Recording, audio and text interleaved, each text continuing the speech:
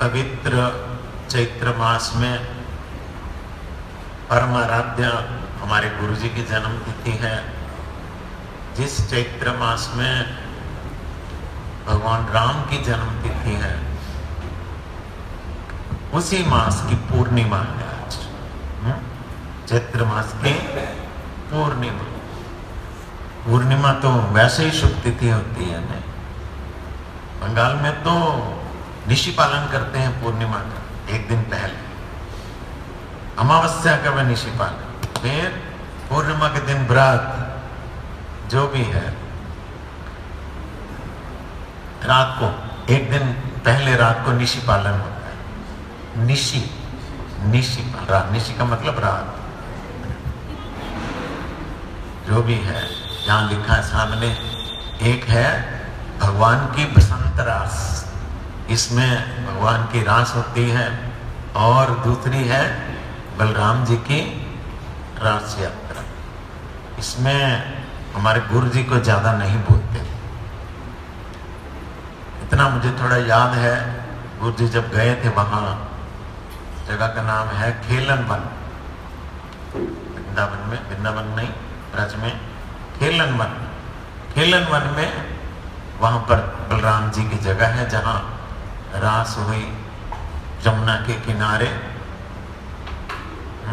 उसमें बोलते हैं सुबह परिक्रमा में बोलते हैं ना, जय राम घाट जय, वो वहां है। जो राम घाट है वो वहां है, जय राम घाट जय रोहिणी नंदन, वो खेलन वन में, जमुना के किनारे में राम घाट वहां है। हम लोगों का अधिकार नहीं देख के गुरु जी ने ज्यादा रास के बारे में हम लोगों के सामने में बोला, इसलिए मैं कुछ नहीं बोल सकता हूँ इस बारे में। फिर और 3 तिथियां हैं। श्यामानंद प्रभु का भी आविर्भाव है, वंशी बदनानंद प्रभु का भी आविर्भाव है। फिर प्रभुपाद जी के जन में भक्ति विलास भारती महाराज, उनका भी आज जन्म तिथि है। फिर आज हनुमान जी की भी जन्म तिथि, चैत्र पूर्णिमा है ना। इधर उत्तर भारत में हनुमान जी की जन्म तिथि चैत्री पूर्णिमा में मनाई जाती है, दक्षिण में दिवाली के पास, ऐसा है। दोनों ही ठीक है, कल्प के लिहाज से, कल्पांतर से दोनों ही ठीक है। थोड़ा थोड़ा प्रयास करेंगे सबके बारे में सुनने के लिए। पहले वंशी बदनानंद ठाकुर जी के बारे में हम देखते हैं। बड़ा छोटा सा उनका चरित्र गुरु महाराज ने लिखा है। वंशी बदनानंद प्रभु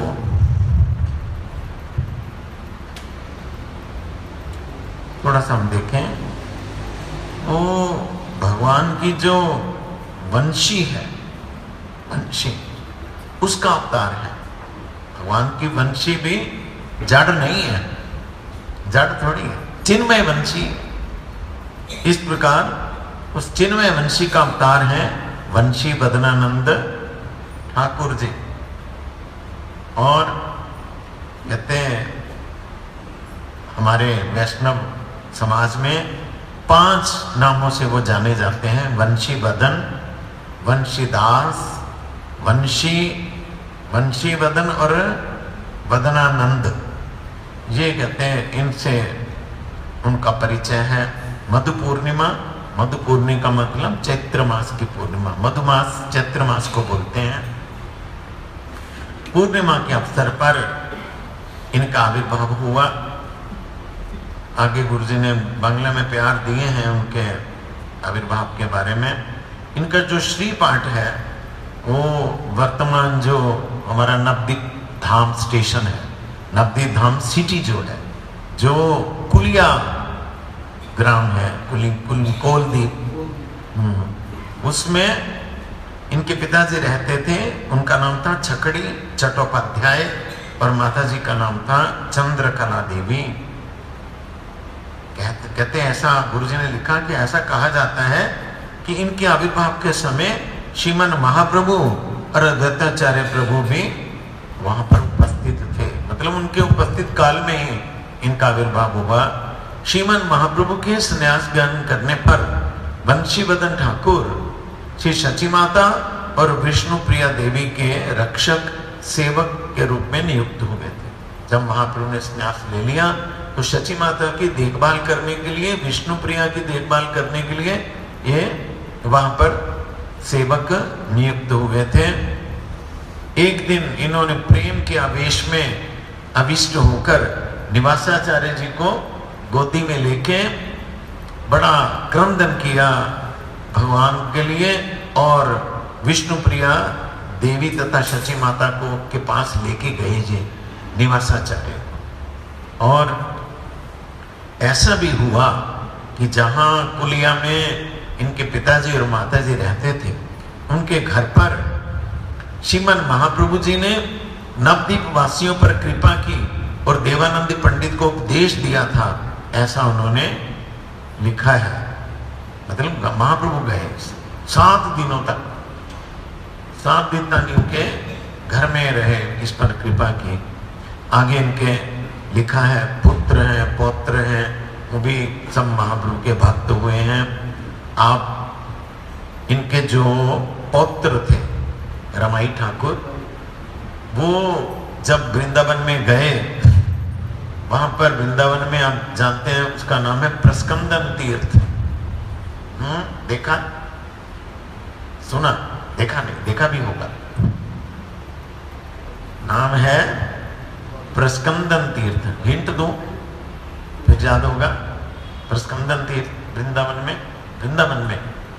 अच्छा, थोड़ा भी और हिंट दे देते हैं, और मदन मोहन मंदिर का हिंट दे देते हैं। हाँ, उसका नाम प्रस्कंदन तीर्थ है, जहां पर 12 आदित्य उदय होके भगवान की उन्होंने जो कालिया दमन किया यमुना में रह के, उनको ताप दिया, उसका नाम है प्रस्कंदन। का मतलब होता है पसीना करना, प्रस्कंदन तीर्थ। तो वहां जब वो रमाई ठाकुर गए थे तो वहां पर उनको कृष्ण बलराम के शीर विग्रह प्राप्त हुए थे। वो शीर विग्रह वो ले आए थे इधर बंगाल में ले आके उन्होंने एक मंदिर में स्थापित किए। अगर आपने देखने हो तो हावड़ा में बैंडिल जो स्टेशन है, बैंडिल स्टेशन से जब नवद्वीप जाएंगे ट्रेन में, लोकल ट्रेन में, तो रास्ते में एक स्टेशन है बागनापाड़ा। बागनापाड़ा में वो श्री विग्रह अभी भी विराजित है। जो भी है संक्षेप में गुरुजी ने दिया। वंशी बद्रानंद ठाकुर जी का चरित्र आज की तिथि में हम लोग, जिनको शची माता और विष्णुप्रिया देवी की सेवा मिली, कितना बड़ा राइट होगा उनका, अनुमान कीजिए जरा। अतः उनके श्री चरणों में दंडवत प्रणाम करके उनके आविर्भाव तिथि में हम उनकी कृपा की प्रार्थना करते हैं। वैष्णव तो दयालु कृपालु साक्षात महाप्रभु के पार्षद, जिनको इस प्रकार विष्णुप्रिया और शची माता की सेवा करने का मौका मिला। और है परम पूज्य भक्ति विलास भारती गोस्वामी महाराज की भी आज जन्म तिथि है। प्रभुपाद के पार्षद गुरु महाराज की कृपा से उनके चरण दर्शन करने का हमको मौका मिला। उनका देखा, उनसे डांट खाई, सुना, उनका कथा सुनी। जहां लिखा है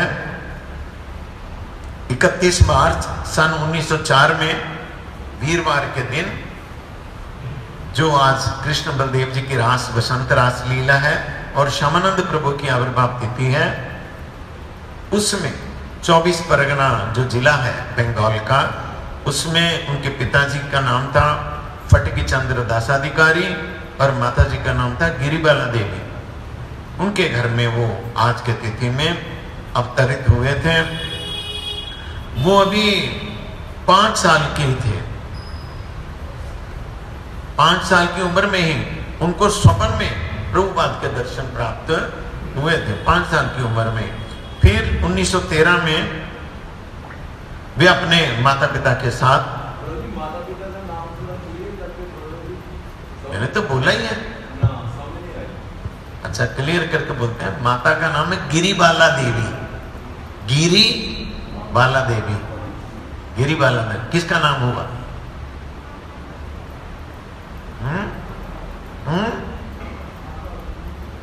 माता जी का नाम नहीं, किसका नाम है ये गिरिबाला देवी?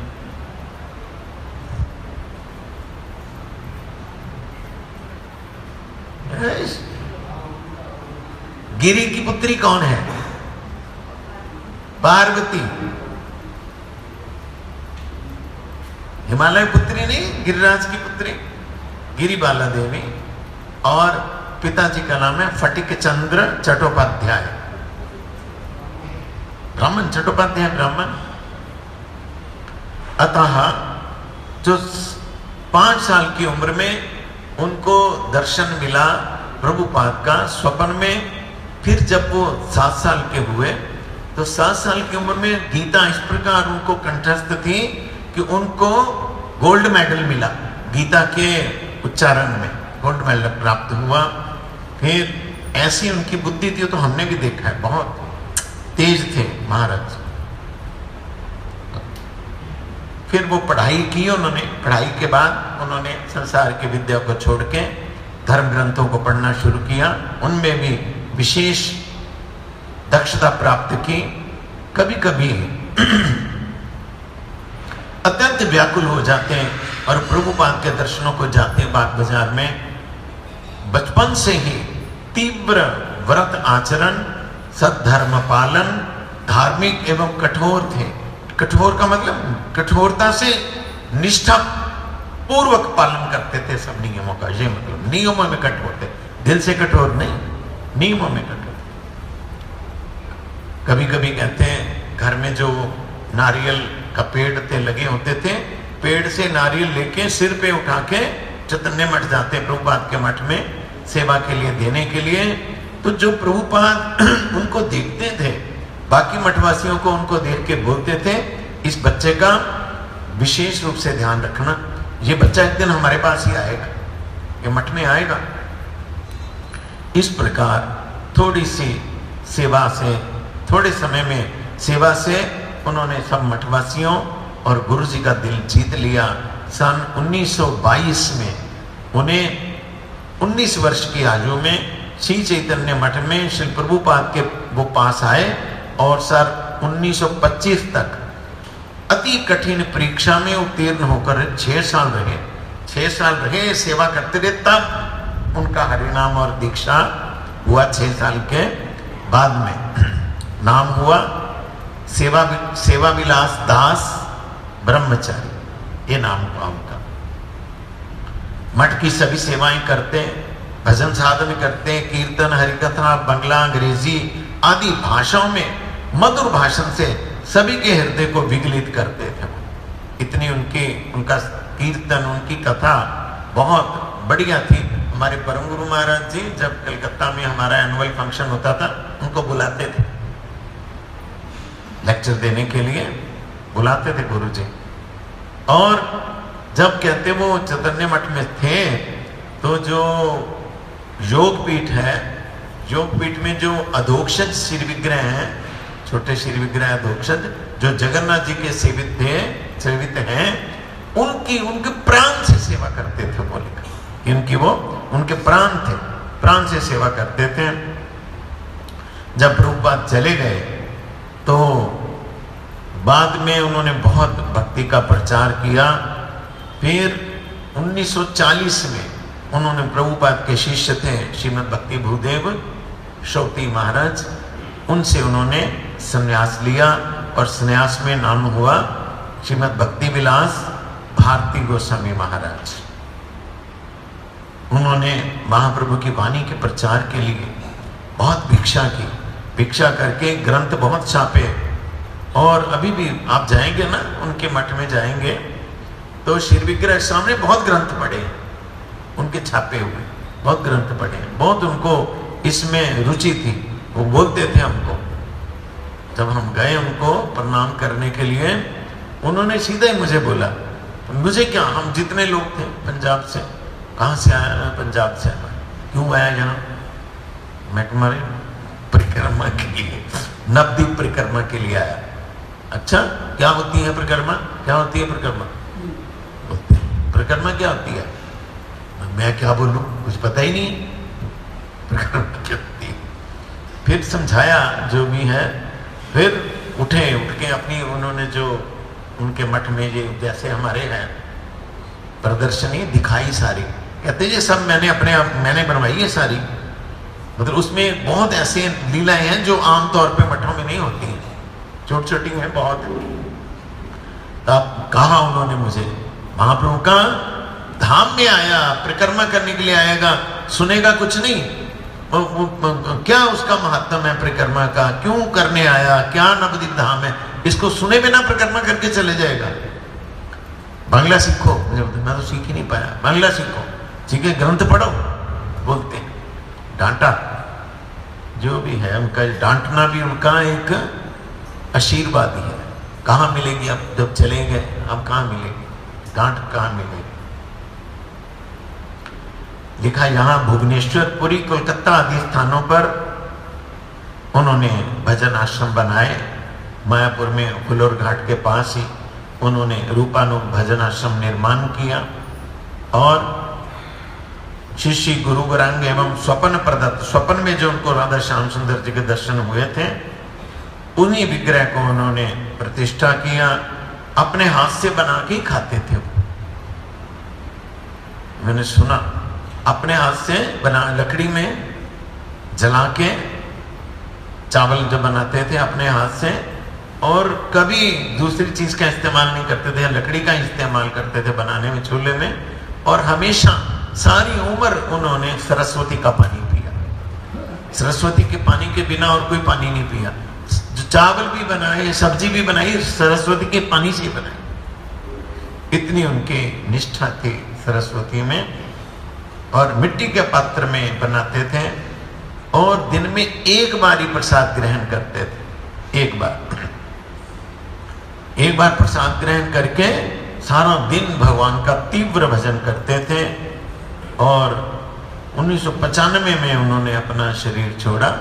बहुत उनका अवदान है। उन्होंने हाईकोर्ट में, जहाँ तो लिखा नहीं है, हाईकोर्ट में उन्होंने केस किया कि मायापुर का जो मेन रोड है जहाँ पर कोई मांस नहीं बेच सकेगा, हाईकोर्ट से जीता उन्होंने। बहुत लड़े इसके लिए, नहीं तो मंडल लोग बहुत तंग करते थे। उनका बहुत बड़ा अवदान है हमारे लिए। अभी हम आराम से चले जाते हैं, है ना, वहाँ बुलर को हटके परे ही है जो कुछ है, इधर नहीं है ऐसा। जो भी है, आज उनकी जन्मतिथि में हमको श्री चरणों में प्रणाम करके उनकी कृपा की प्रार्थना करते हैं। जब हमारे परम गुरु जी उनको बुलाते थे तो समझ लेना चाहिए कि किस प्रकार के वैष्णव थे वो। नहीं, वृंदावन में जो हम अभी श्याम सुंदर मंदिर देखते हैं, जो वृंदावन के 7 मंदिर हैं, 7 मंदिरों में एक मंदिर है, कौन सा? राधा श्याम सुंदर मंदिर है।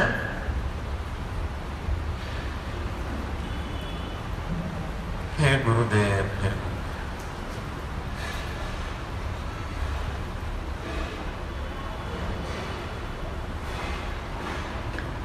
तो श्यामानंद प्रभु के बारे में हम थोड़ा याद करें।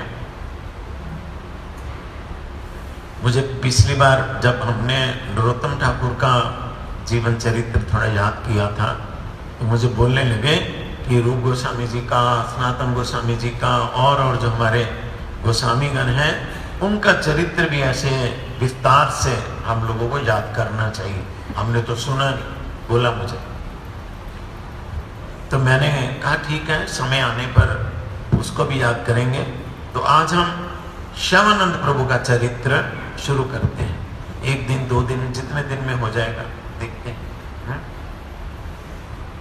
16वीं शताब्दी में गौड़ मंडल के अंतर्गत धारिंदा बहादुरपुर ग्राम में श्री कृष्ण मंडल नामक एक अत्यंत धनाढ्य व्यक्ति निवास करते।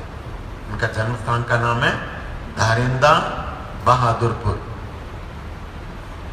मेदिनीपुर से ना, खड़गपुर से जो लाइन टाटा नगर जाती है, रास्ते में एक स्टेशन है खड़गपुर से चल के, स्टेशन का नाम है कलाई कुंडा। वो बहुत बड़ी कैंटोनमेंट है, बहुत बड़ी। वहां से फिर अंदर गांव में जाना पड़ता है 4-5 किलोमीटर लगता है। बढ़िया जगह, बहुत सुंदर जगह। वो उस समय का 500 साल पुराना इमली का वृक्ष अभी भी है। मैंने तो ऐसा इमली का वृक्ष ही नहीं देखा और कहीं। इतना बड़ा, इतना विशाल वृक्ष है उनके घर के बिल्कुल बाहर। उस समय का है, जब से उनका जन्म हुआ, 500 साल पुराना। कहते हैं जो पिताजी का नाम था कृष्ण मंडल, बड़े शांत स्वभाव के, सौम्य स्वभाव के और ब्राह्मणों के, देवताओं के भक्ति परायण और परम कृष्ण भक्त थे। उनकी पत्नी का नाम था दुरिका देवी। कृष्ण मंडल के पत्नी का नाम था, मतलब इनकी माताजी का नाम था दुरिका देवी, जो सर्वतोरूपेण अपने कृष्ण भक्त पति की अनुगामिनी और स्वयं भी भक्तिमती थी। ऐसा मणिकांचन संयोग अत्यंत विरला ही संघटित होता है। समझ गए? अन्य प्रत्येक प्रकार से सुसंपन्न श्री कृष्ण मंडल संतान के पक्ष से अत्यंत दुखी थे। उनकी कई संतानें हुई, पर जितनी भी संतानें हुए साथ साथ वो मृत्यु को प्राप्त हो गई। इसलिए कृष्ण मंडल बड़े दुखी थे भगवान के भक्त, दुखी थे। बाद में 1535 कितने साल हो गए देख लो, 500 साल के लगभग तो हो ही गया। 1535 में आज की जो तिथि है चैत्र मधु पूर्णिमा, उनके घर में महापुरुषों के लक्षणों से युक्त एक पुत्र रत्न ने जन्म लिया। सब गांव वालों ने जाके कृष्ण मंडल को कहा, अभी पुत्र का नाम अच्छा नहीं रखना, अच्छा नाम रखने से नजर लग जाएगी। आपके तो पहले ही इतने बच्चे जा चुके हैं, ऐसा नाम रखो, है ना। ऐसा करते पुराने जमाने में ऐसा ही होता था, नाम ऐसा रखते, बूटा सिंह, घसीटा राम, तो नहीं इसलिए रखते, इसलिए कि बच्चे को नजर। हमारे ऑफिस में था उसके पिताजी का नाम था छित्तरमल, है ना। इस प्रकार नाम रखते कि मतलब बच्चे को नजर ना लगे।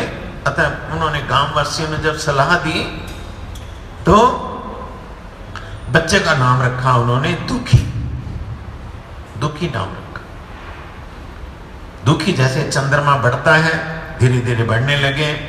बाल्यावस्था से ही वे साधु गणों के संग की प्राप्ति एवं असत्संग त्याग के विषय में अत्यंत सतर्क रहने लगे।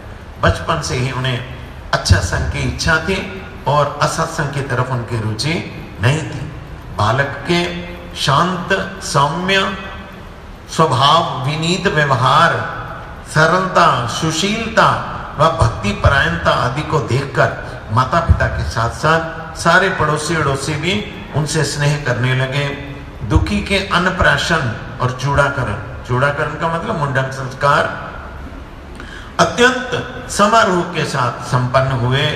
अद्भुत धी शक्ति संपन्न, धी शक्ति का मतलब बुद्धि, अद्भुत बुद्धि शक्ति संपन्न असाधारण प्रतिभा के कारण उन्होंने छोटी उम्र में ही व्याकरण आदि का अध्ययन समाप्त करके काव्य का भी अध्ययन किया। काव्य का मतलब कविता का भी अध्ययन किया। बाल्यकाल से ही दुखी के हृदय में कृष्ण भक्ति का चरम प्रकाश परिलक्षित होने लगा। संसारिक विषयों की मनोहारिणी मूर्ति उनके चित्त को आकर्षित न कर सकी। श्री कृष्ण प्रेम की मन एवं प्राणों को आकर्षित करने वाली उताल तरंग में उन्होंने अपने आप को पूर्ण रूप से निमज्जित कर दिया। शास्त्रज्ञ श्री दुखी सोचने लगे कि इस संसार सागर से उत्तीर्ण होकर भगवत चरणारविंद प्राप्ति के लिए उनको अवश्य ही सद्गुरु के चरणों का आसरा लेना होगा। वैष्णवों के मुख से उन्होंने सुना हुआ था, किसका नाम, कौन थे, गौरीदास पंडित जी के शिष्य थे। उन्होंने उस समय जो समाज था उससे वैष्णव के मुख से उन्होंने सुना हुआ था कि श्री गौर नित्यानंद के प्रेष्ठ जो पार्षद श्री गौरीदास पंडित के प्रिय शिष्य श्री हृदय चैतन्य अधिकारी ठाकुर की असाधारण भक्ति के बारे में उन्होंने सुना हुआ था। इसलिए दुखी ने मन ही मन हृदय चैतन्य प्रभु को अपना गुरु मान, देखा नहीं अभी, वो तो अंबिका कालना में रहते थे, और ये कहाँ इधर दारिंदा बहादुरपुर में, कहाँ कितना अंतर है, कितना दूर है।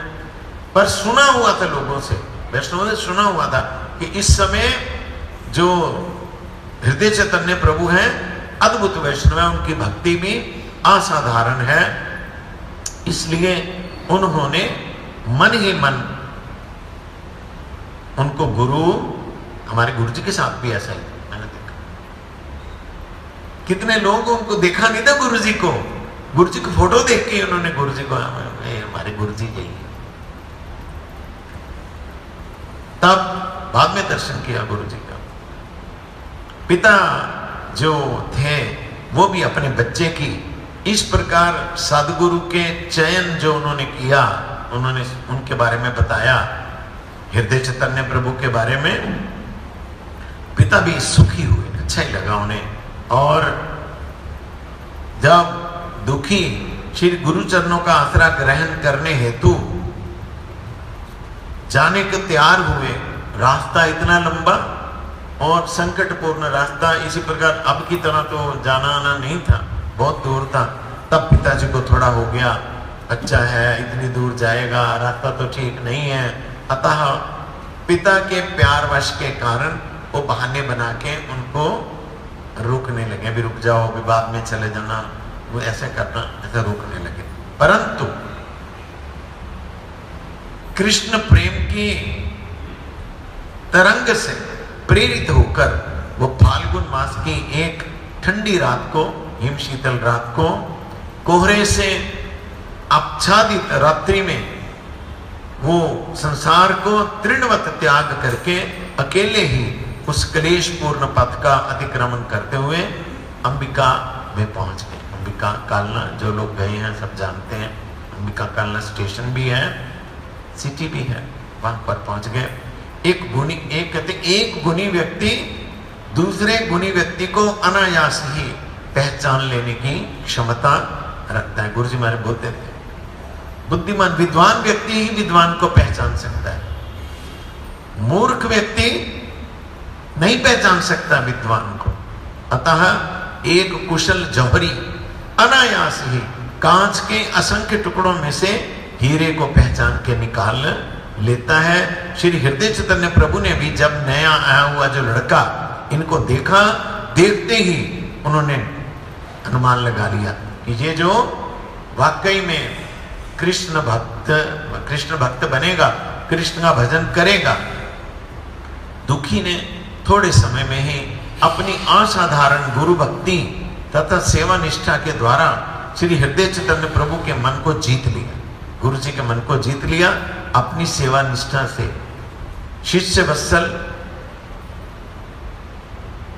1553 ईस्वी की फाल्गुनी पूर्णिमा को दुखी को उन्होंने पहले हरि नाम दिया, बाद में कृष्ण मंत्र की दीक्षा देकर उनको गौर नित्यानंद की सेवा में नियोजित कर दिया और नाम रख दिया दुखी कृष्णदास। दुखी तो नाम था ही पहले, अब उसके साथ उन्होंने गुरुजी ने जोड़ दिया दुखी कृष्णदास। गुरु महाराज के चरण कमलों की सेवा, निष्ठा के साथ भजन, अहरनिश श्री नाम का जप और कृष्ण लीला के श्रवण और कीर्तन आदि से दुखी कृष्णदास की तृप्ति नहीं होती थी, उनका पेट नहीं भरता था। हर समय कीर्तन, हर समय भगवान की कथा, हर समय सेवा, ऐसा उनकी प्यास रहती थी। उनको रहकर ऐसे लग रहा था जैसे अभी हुआ ही नहीं कुछ, अपूर्णता रह गई। इस कारण गुरु महाराज की आज्ञा को प्राप्त करके कृष्णदास जी अपने अशांत मन को शांति प्रदान करने के उद्देश्य से भारतवर्ष के सारे तीर्थों का भ्रमण करने के लिए निकल पड़े। लगभग 8 साल उन्होंने सभी इंडिया के जो तीर्थ थे उनका दर्शन किया और 1562 में अपने वापिस जो जन्म स्थान था पिताजी के पास दारिंदा बहादुरपुर आ गए। पिताजी ने, माताजी ने देखा, रे बेटा इतने सालों के बाद आया, बड़े आनंदित हुए। वो कहते जिनको एक बार अमृत के माधुर्य का स्वादन प्राप्त हो चुका हो उनकी साधारण मिष्ट द्रव्य से संतुष्टि नहीं होती। जिनको अमृत का स्वाद लग गया, साधारण मीठा उनको अच्छा नहीं लगता है तीर्थाटन के समय देखे हुए ब्रजमंडल के प्राणों को आकर्षित करने वाले द्वादश वन उपवन श्री श्री राधा कृष्ण के चरण स्पर्श से युक्त पावन ब्रजभूमि आदि श्री दुखी कृष्णदास को बार बार अपनी ओर आकर्षित करने लगे। ब्रजमंडल के तीव्र आकर्षण के कारण वे 1566 में माता पिता की आज्ञा को लेकर ब्रज दर्शन की इच्छा से पहले अंबिका गए गुरुजी के पास। अंबिका के जब वो रह रहे थे तब गुरुजी की आज्ञा का पालन करने की उनकी एकांतिक निष्ठा के दर्शन करके स्वयं उनके जो गुरुजी हैं वो भी एक दिन हैरान हो गए। गुरुदेव जी ने उनको लगाया कि ये जो मंदिर है, मंदिर के बाद जो पुष्प वाटिका है, उपवन है, इसको सिंचाई किया करो। तो पानी तो नहीं था, पानी कहां से, गंगा जी से लाना पड़ता है। पास में गंगा जी है तो गंगा जी से पानी ले आके ये जो ठाकुर जी की फुलवाड़ी है इसको सिंचाई किया करो। हाँ, बड़े खुशी और बड़े खुश हो। हाँ जी, गुरुजी ने मुझे सेवा दी है।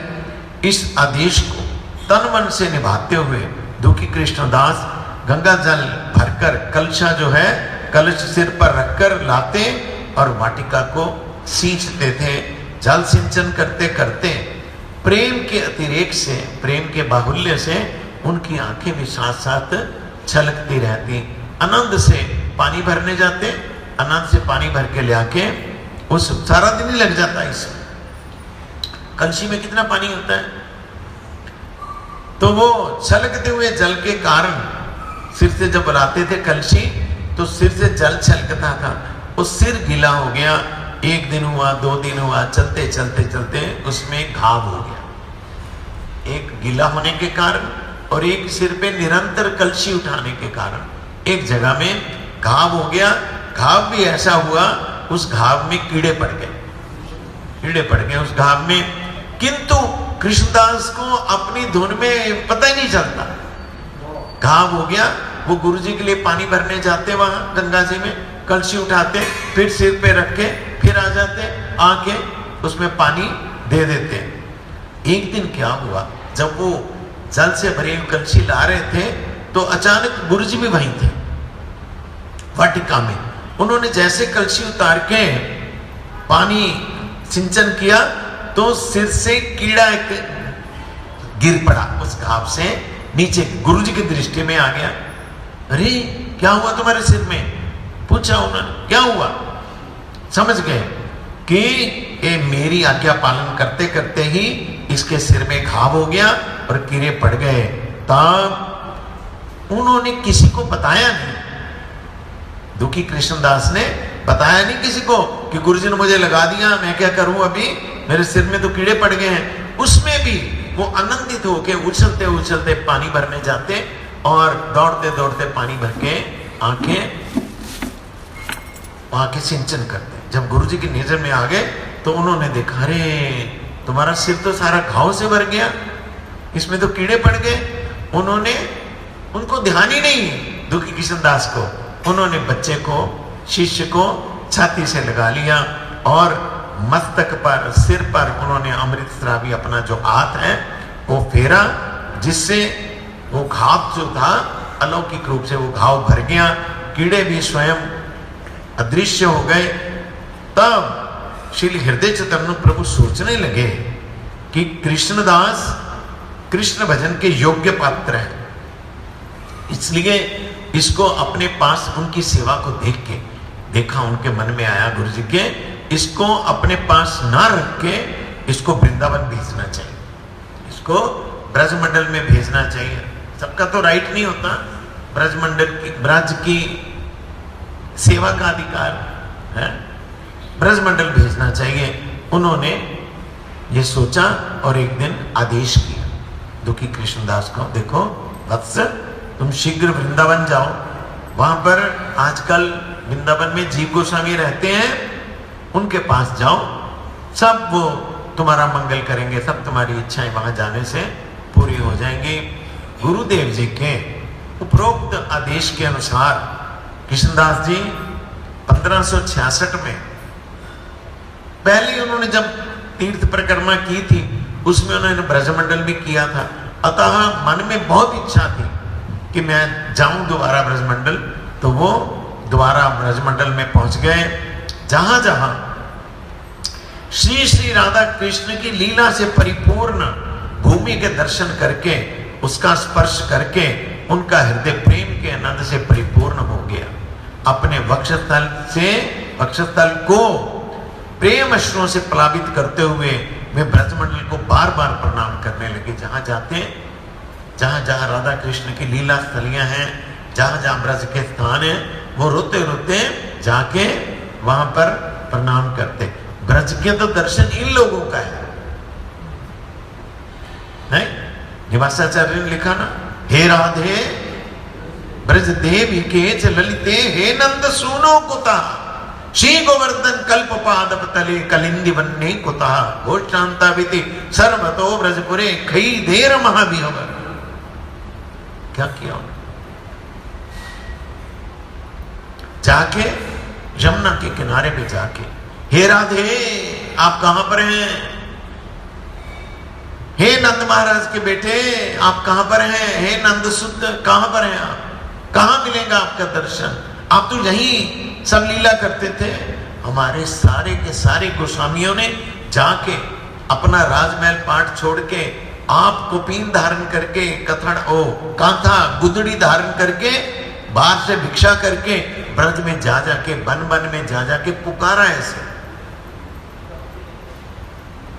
तब उनको हमारी तरह नहीं है टिकट करके जाओ और जाके मंदिर में प्रणाम करके हो जाए, ऐसा ब्रज दर्शन नहीं होता है। एग्जाम्पल है कैसे दर्शन किया उन्होंने ब्रजवासियों ने। और कहते हैं उनको ऐसे लगने लगा, जब वो जगह जगह प्रणाम करते, भगवान को याद करते हुए, उनको ऐसे लगना कि जैसे तो जगह जगह में राधे रानी की ध्वनि निकलती है, जगह जगह में श्याम श्याम की ध्वनि निकलती है। उनको ऐसे कानों में ऐसे आवाज आती है। जहां जहां प्रणाम करने जाते राधे राधे की अभी भी है, ऐसी बात नहीं है, अभी भी है, पर हम लोग उसको अनुभव तो नहीं कर पाते हैं। वहां तो एक रिक्शा वाला जो है, एक खोमचे वाला जो है, एक सफाई वाला जो भी है, वो भी यही बोलता है। आप जब जाएंगे राधे राधे बोलेगा, नहीं? किसी ने रास्ता लेना है तो ऐसे बोलेगा परे हटो, बोले राधे राधे, वो समझ जाएगा कि रास्ता चाहते हैं, है ना? पर हम लोगों का कहाँ अनुभव कहाँ पर है? सुनते तो हैं, अनुभव है, अनुभव नहीं है इस बात का। चिन्मय वृंदावन जो है, चिन्मय ब्रजमंडल, इन लोगों ने दर्शन किया। श्यामानंद प्रभु ने, इनका नाम क्या, दुखी कृष्णदास, बाद में जाके श्यामानंद नाम हुआ, कैसे हुआ वो भी हम याद करते रहेंगे। अच्छा, वृंदावन में जाके जगह जगह राधे राधे श्याम श्याम की ध्वनि झंकार होने लगी।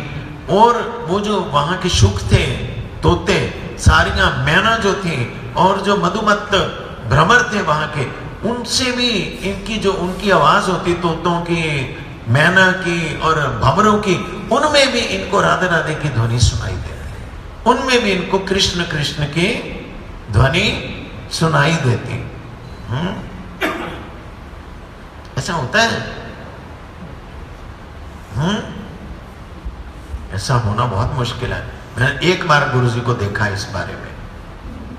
गुरु महाराज, देहरादून का मठ अभी बना नहीं था, नीचे कच्चा था, पीछे का आंगन कच्चा था, मठ नहीं अभी बना। तो गुरुजी ने कार्तिक मास वहां पर पालन किया देहरादून में, पूरा महीना। हम लोग भी गए वहां कार्तिक मास में गए। गुरु महाराज रात के समय बाहर वो जो आंगन था उसमें बल्ब की लाइट में गुरुजी बैठे पाठ कर रहे थे, अभी वंदना ही कर रहे थे, पाठ अभी शुरू नहीं किया। तो वंदना के समय क्या हुआ, वो जो मच्छर है वो आके बार बार तंग करते हैं गुरुजी को, गुरुजी के कान के पास, मुख पे ऐसे बार बार करते हैं, बार बार तंग करते हैं। वो मच्छर की ध्वनि होती है, ध्वनियों से गुरुजी मतलब वंदना के समय कोई डिस्टर्बेंस बर्दाश्त नहीं करते थे। गुरुजी का स्वभाव था वंदना के समय कोई डिस्टर्बेंस नहीं होनी चाहिए। कई बार गुरुजी जब वंदना शुरू करते, वो ब्रह्मचारी लोग या हमारे सेवक लोग वो मेज के ऊपर जाके ये माइक रख, इसको हिला, इसको कर। उस समय तो रिवाज था रिकॉर्डिंग का, दूसरी जो रिकॉर्डिंग होती है उसका उन्हें ढम ढम कोई हिल जाता, थोड़ी शोर में गुरुजी गुस्से होते हैं, ठीक नहीं है, हटाओ इसको। वंदना के समय गुरुजी बर्दाश्त नहीं करते थे।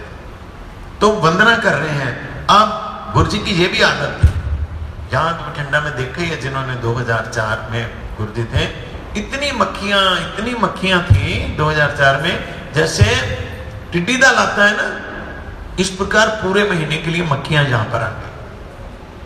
स्टेज पे गुरुजी जब बैठते थे, मक्खियों का भरमार। तो मैं एक दिन गया वहां, ये जो अभी गुरुजी ने इसका उद्घाटन किया था क्वींसलैंड का,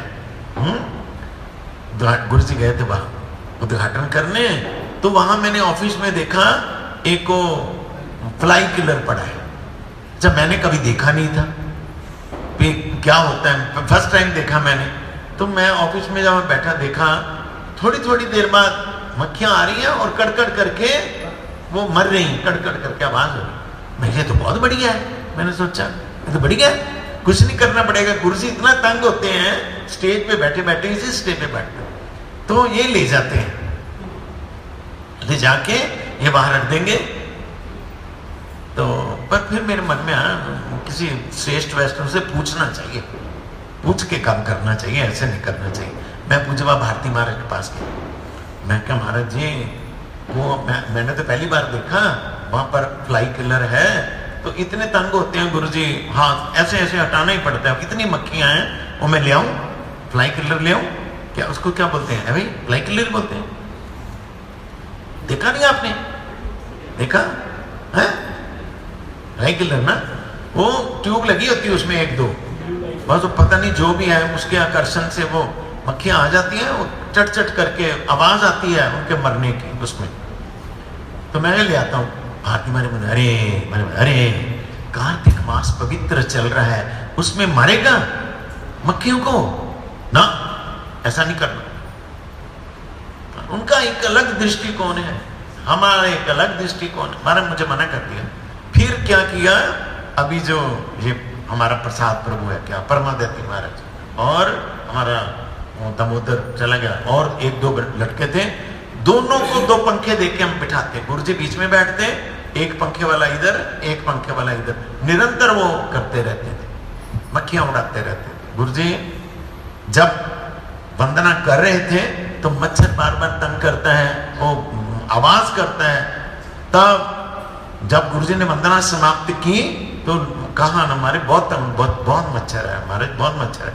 तो गुरुजी ना ना ना, ये तो मच्छर गुनगुन करते हैं, गौर गुनगान करता है। गुरुजी ने कहा, याद है गुरुजी के शब्द, हे मच्छर जो है ये गुनगुन नहीं करता है, ये गौर गुनगान करता है। यहां पर ये बात कि तोते की और मैना की और भंवरों की आवाज में भी उनको राधे राधे सुनाई देने लगा है। गुरुजी को गौर गुणगान लगा तभी तो किया, इसका मतलब महाप्रभु का गुणगान करता है। ये बोलते हैं कि भंवरों की आवाज में भी उनको राधा राधा श्याम श्याम सुनने लगा, और चारों तरफ जो कहते हैं वहां की सुशीतल समीर श्यामा श्याम के अंगों के सौरभ से चतुर्दिक आनंद बिखेरने लगी। मतलब वहां की जो हवा थी वो राधा कृष्ण का अंग स्पर्श करके आती और सारी हवा को खुशबूदार करती। एक अनुभव है कि वृंदावन में राधा कृष्ण रहते हैं और उनका अंग स्पर्श करके ये हवा जो बहती है नहीं वहां धीर समीर किस लिए नाम हुआ, जो धीर समीर है वृंदावन में किस लिए नाम हुआ, वहां जो समीर है इस प्रकार धीरे धीरे बहती है ठाकुर जी के लिए, भगवान के लिए धीरे धीरे बहती है। धीर वो कीर्तन में है कि नहीं, बंशी बट गोकुल धीर समीर। हाँ, तब ऐसे उनको लगने लगा अशोक के वृक्ष, कुंद के, कदम्ब के, बकुल के, चंपा के, दाड़िम के, दाड़िम होता है अनार, अनार को बोलते हैं दाड़िम, दाड़िम के वृक्ष अपने पुष्प भारों से लदे हुए उनको नजर आने लगे। वो वृक्ष भी जितने थे वो लगते कि सब राधा कृष्ण की सेवा की आकांक्षा से प्रतीक्षा कर रहे हैं, कतारों में खड़े रहते हैं। सुंदर जो लताएं थी वहां की वृंदावन की, वो भी श्री राधा कृष्ण के कोमल कर पल्लवों के स्पर्श की आकांक्षा मन में लिए हुए ऊर्ध्व पथ का परित्याग करके नतमुख से निम्नगामी हो रही थी। मतलब और जो लताएं थी वो बेल ऊपर चढ़ने के बजाय नीचे की तरफ आ रही थी कि जहां राधा कृष्ण निकलेंगे तो उनके चरणों का स्पर्श होगा। कल आगे चलेंगे। वांछा कल्पतरुभ्यश्च कृपा सिंधुभ्यः च पतितानां पावनेभ्यो वैष्णवेभ्यो नमो नमः। है ना, जाते तो हैं श्याम सुंदर मंदिर, क्या उसके पीछे की सारी हिस्ट्री है श्यामानंद प्रभु के बहाने से हम सुन लेंगे? नहीं, हनुमान जी का भी फिर आज है जन्मदिन है ना, कोई जन्मदिन है उनका भी, उनका तो जीवन चरित्र कई दिन लगेंगे। हनुमान जी का जीवन चरित्र गान करने के लिए एक दिन में नहीं होगा, महीने में नहीं होगा, बहुत लंबा समय चाहिए। उनकी मैंने कथा पढ़ी है, बहुत पहले, बहुत साल हो गए। आंजनेय की आत्मकथा बड़ी, क्या क्या हुआ, कैसे हुआ, सब उसमें डिटेल। पर उनकी कुंजी क्या है, कुंजी जरा कुंजी क्या है, क्या क्या करके उन्होंने भगवान को प्रसन्न किया। हनुमान जी के पास ऐसा कौन सा टोटका था जिससे भगवान उनके अधीन बन गए, उनके वश में? कौन सा टोटका है, कोई जान? सुमरि पवन सुत पावन नामो,